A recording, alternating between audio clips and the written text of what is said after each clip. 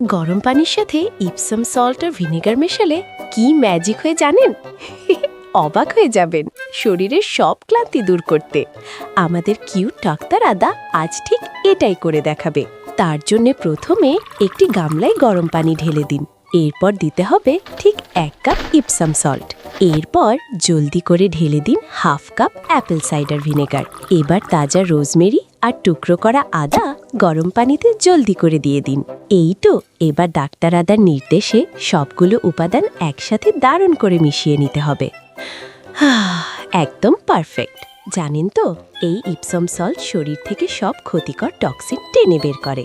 Vinegar ত্বকের pH balance ঠিক রাখে, আর আদা আর রোজমেরি তো রক্ত চলাচল বাড়িয়ে শরীরের ভেতরটা একদম ঝাড়ু দিয়ে পরিষ্কার করে দেয়। এবার এই জাদুকরি মিশ্রণে 20 থেকে 30 মিনিট পা ডুবিয়ে চোখ বন্ধ করে হাসি মুখে রিল্যাক্স করুন।